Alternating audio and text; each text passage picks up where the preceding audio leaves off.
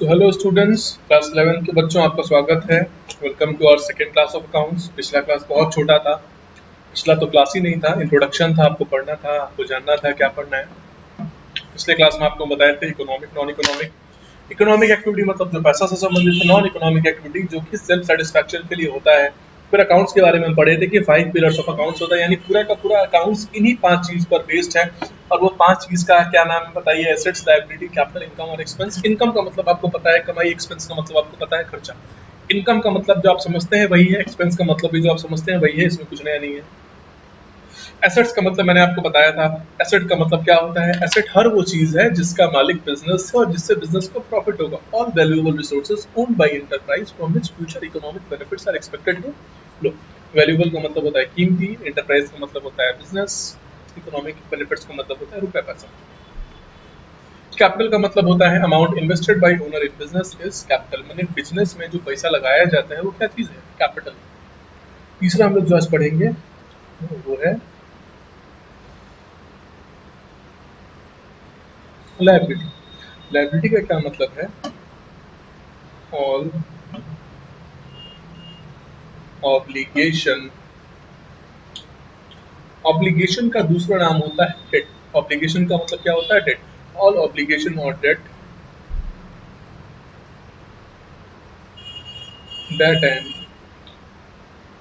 Enterprise has to pay in future is liability. यानी हर कीमती सामान, आई एम सॉरी, और ऑब्लिगेशन और debt that an enterprise has to pay in future. कहने का मतलब है जो कर्ज है एंटरप्राइज का, मतलब जो दूसरे का पैसा देने का, वो क्या चीज है? लायबिलिटी। हिंदी में लायबिलिटी का मतलब होता है बोझ। अब देखो लायबिलिटी का मतलब क्या है। जैसे मान लो कि तुम दूसरे के यहाँ से सामान लेकर के आए, ठीक है, सामान लाए हो तो पैसा देना है ना, तो जो पैसा दोगे वो क्या चीज है? लायबिलिटी है। जो देना बाकी है वो क्या चीज है? लायबिलिटी। थोड़ा दूसरे तरीका से आपको समझाते हैं। तो बिजनेस का सामान जिसका मालिक बिजनेस है, यानी हमारा सामान जो हमारे पास है वो क्या चीज है? एसेट है। ठीक है, मान लो तुम्हारे सामने ये हाईलाइटर रखा है, ठीक है, ये तुम्हारा था, तुमसे मांग करके लाए हैं। ये हाईलाइटर मान लो एक बच्चा का, मान लो एक बच्चा है जिसको पढ़ाते हैं, उसका नाम है रमेश। रमेश का हाईलाइटर मेरे पास है, तो ये हाईलाइटर मेरे लिए क्या होगा? लायबिलिटी होगा। क्यों? इसका मालिक कौन है? इसका मालिक रमेश है। रमेश मालिक है तो रमेश को चुकाना भी तो पड़ेगा। यानी दूसरे का सामान जो बिजनेस में वो क्या चीज है? लायबिलिटी है। और हमारा सामान जो हमारे बिजनेस में वो क्या चीज है? एसेट है। ये दूसरा हाईलाइटर है। दूसरा हाईलाइटर जिसका मालिक अग्रवाल कॉमर्स क्लासेस है, ये दूसरा हाईलाइटर क्या चीज हो जाएगा? एसेट हो जाएगा। बात समझ में आ रहा है? यानी जिसका ओनरशिप बिजनेस के पास है, जिस सामान का मालिक बिजनेस है, वो क्या चीज है? एसेट है। और दूसरे का सामान वो क्या चीज है? लायबिलिटी है। आप लोग को समझ में आ रहा है? लोन बोलेंगे, बैंक लोन, 1 लाख रुपए का लोन लिया, बैंक लोन क्या होगा बताइए ना? लायबिलिटी हो जाएगा। क्यों? सामने वाले का है, चुकाना है। ठीक है, लायबिलिटी का मतलब क्या होता है? ऑल एप्लीकेशन और that that an enterprise has to pay in future. School का टीचर का लैंग्वेज थोड़ा अलग हो सकता है, मीनिंग क्या रहेगा? सेम रहेगा।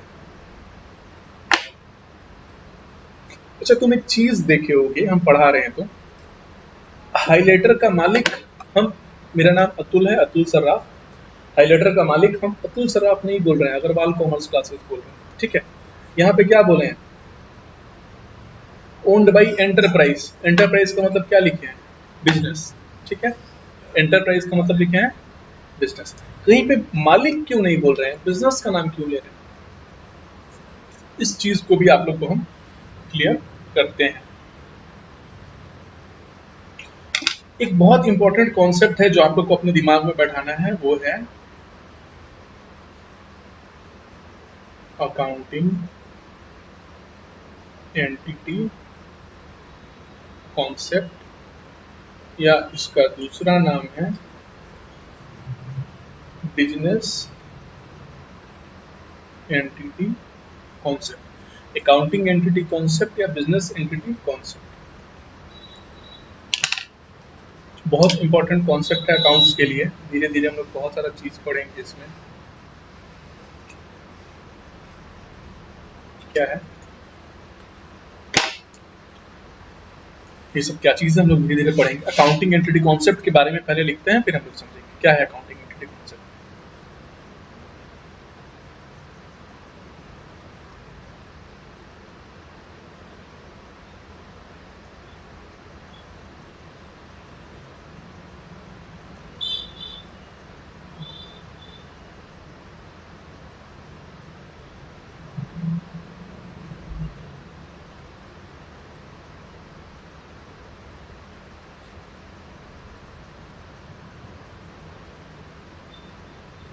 देखो, this concept states that business and businessman are two separate entities. 11th में आपको बहुत सारा नया वर्ड पढ़ने मिलेगा। एंटिटी का मतलब क्या होता है हम लिखते हैं, तो कोई डिक्शनरी यहाँ मान लो,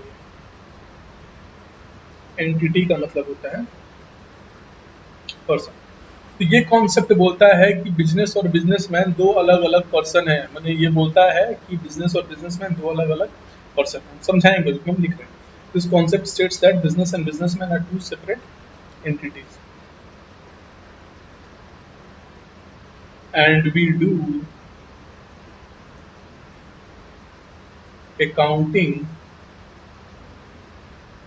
or business and not of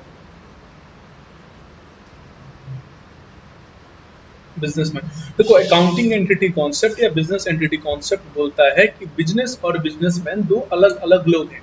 यानी ये बोलता है कि बिजनेस और बिजनेसमैन दो अलग अलग लोग हैं। बिजनेस और बिजनेसमैन दो अलग अलग लोग हैं और हम अकाउंटिंग किसका करेंगे? बिजनेस का करेंगे, ना कि बिजनेसमैन का करेंगे। अकाउंटिंग हम किसका करेंगे? बिजनेस का करेंगे। बिजनेसमैन का अकाउंटिंग हम लोग नहीं करेंगे। तो बात समझ में आ रहा है? और डिटेल में आपको समझाते हैं। सबका बिजनेस होता है, ठीक है, या बहुत लोग सर्विस भी करते हैं, लेकिन आप लोग देखे होंगे कि मान लो मेरा साइकिल का दुकान है, हम साइकिल बेचते हैं, हम किराए के घर में रहते हैं, ठीक है, हम किराए के घर में रहते हैं और मेरा साइकिल का दुकान है। साइकिल का दुकान भी मेरा किराया पे है। हमको दुकान का भी किराया देना है, मकान का भी किराया देना है। ये आप लोग लिख लिए होंगे। हमको दुकान और मकान दोनों का किराया देना है। ये है शॉप, ये है हाउस। शॉप का दिए रेंट, दुकान का दिए रेंट, ठीक है।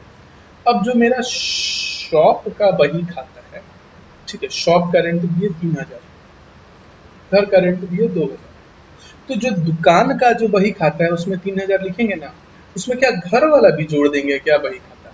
नहीं, क्यों नहीं जोड़ेंगे? क्यों? क्योंकि वो दुकान का खर्चा है, ये घर का खर्चा है, इसको लोग नहीं जोड़ेंगे, ठीक है। दुकान के लिए मेरा दुकान पे ग्राहक आया, उसको 1000 रुपये का नाश्ता कराया, ठीक है, खुद भी बाजार में 50 रुपये का नाश्ता किए, तो सॉरी, तो क्या इस 50 रुपये को इसमें जोड़ेंगे? नहीं। कहने का मतलब है बिजनेस का खर्चा अलग रहेगा और घर का खर्चा, खुद का पॉकेट खर्चा, वो अलग रहेगा। क्यों अलग रहेगा? यही बिजनेस एंटिटी कॉन्सेप्ट के चलते हैं।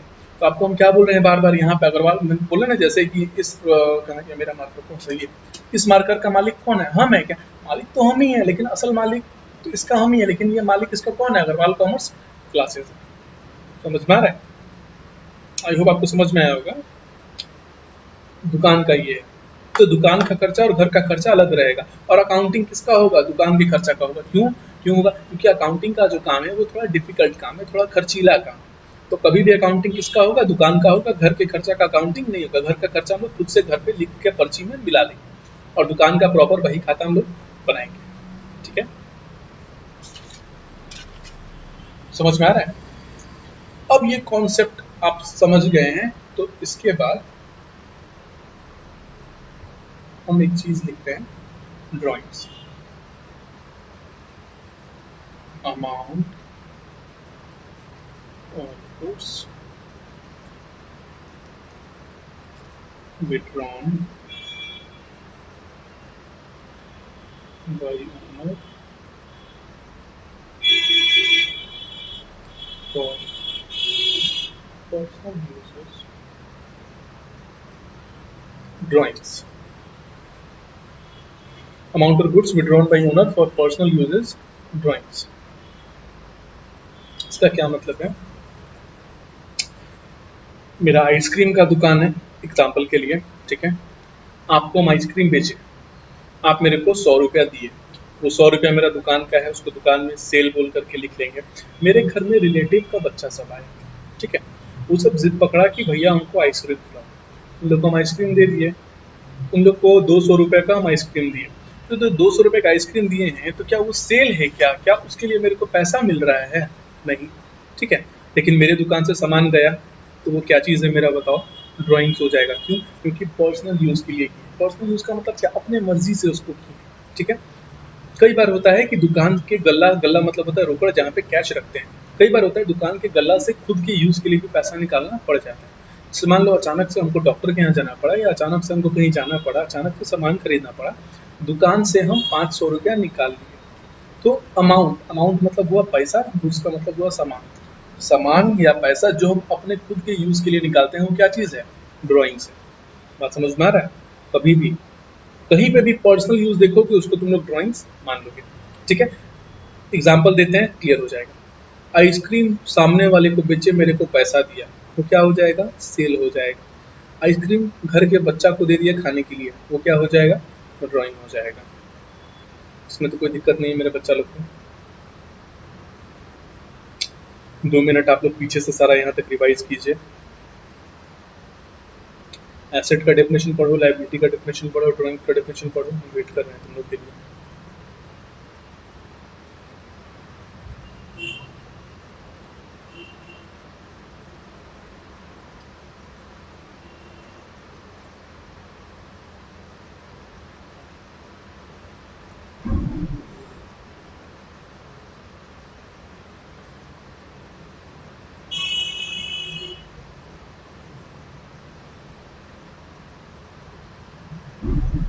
पढ़ लिया आप लोग?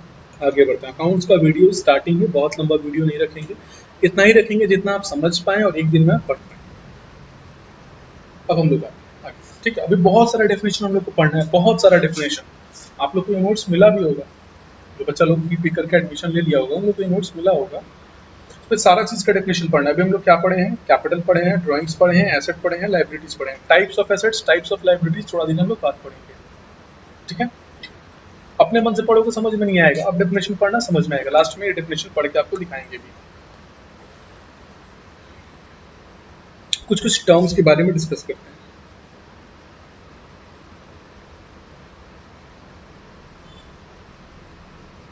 Books of accounts. Books of accounts का मतलब, अच्छा हिंदी में कभी हम लिखेंगे नहीं, लेकिन कुछ एक चीज समझाने के लिए आपको लिखना पड़ेगा। आप हिंदी में मत बोलिएगा, आपके समझने के लिए।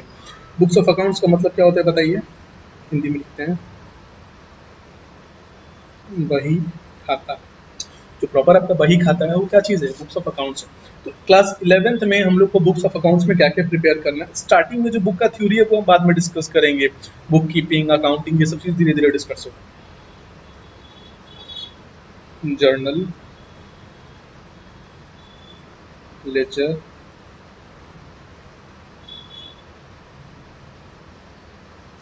Trial balance, trading account, P&L account, छठा बैलेंस शीट। ये सब चीज़ आप लोग को बनाना है। ठीक है, P&L अकाउंट का मतलब होता है profit and loss account. BS का मतलब होता है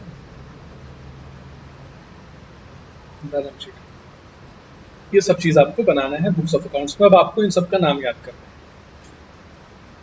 ठीक है,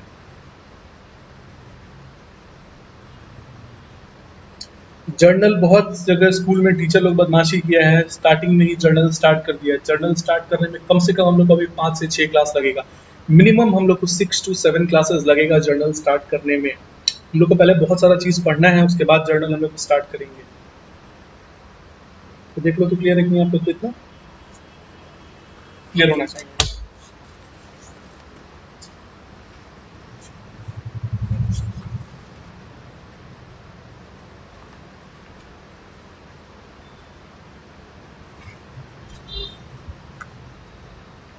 फिर एक वर्ड हम लोग डिस्कस करते हैं, सॉल्वेंट। लिखेंगे नहीं, इस पेज में है तो आप लोग वहां पे कर लो। सेकेंड पेज में आ जाओ, solvent. Businessman is solvent when he is able to pay his debt in full. बोलता है एक आदमी सॉल्वेंट तभी है जब वो अपना कर्ज पूरा चुका सके। तो सॉल्वेंट का मतलब क्या हुआ? जैसे मान समझो कि तुम्हारा हैसियत है कि तुम अपना कर्ज पूरा चुका दे रहे हो, तो तुम क्या चीज हो? सॉल्वेंट हो। जैसे मान लो कि तुम 10 लाख रुपए का कर्जा लियो, ठीक है, और तुम्हारा सारा संपत्ति मिला करके 4 लाख रुपए ही हो रहा है। ठीक है, तुम कर्जा कितना का लिए? 10 लाख रुपए। ठीक है, तुम्हारा प्रॉपर्टी कितना का हो रहा है? 4 लाख रुपए। तुम कितना नहीं चुका पा रहे हो? 6 लाख। तो क्या तुम्हारा हैसियत है कि तुम पूरा 10 लाख चुका पाओ? नहीं। तो तुम क्या हो जाओगे? तुम सॉल्वेंट नहीं हो।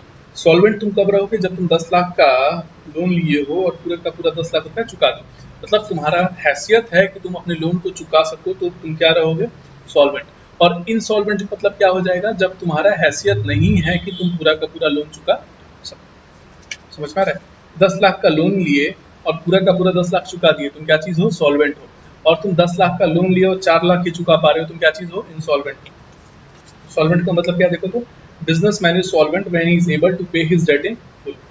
इनसॉल्वेंट का मतलब क्या है? An insolvent is one whose assets are insufficient to pay all his debt, मतलब पूरा अपना घर वर बेच के भी तुम लोन नहीं चुका पाओगे, तो तुम क्या चीज हो? इंसॉल्वेंट हो। ठीक है, आज के लिए बस छोटा सा क्लास था, इतना आप आज पढ़िए, इतना याद करो, एकदम ये सब चीज़ जो लिखवा है एकदम बाई हार्ट याद कर लो। कोई स्कूल वाला इतना क्लियर नहीं पढ़ाने वाला, ना कोई बक्सर में कोचिंग वाला। इतना आपको पढ़िए आज के लिए, आगे हम लोग फिर और डिस्कस करेंगे। सॉल्वेंट डिसॉल्वेंट अगले क्लास में फिर से एग्जाम्पल देख के और अच्छे से समझाएंगे। आज के लिए इतना काफ़ी है, थैंक यू।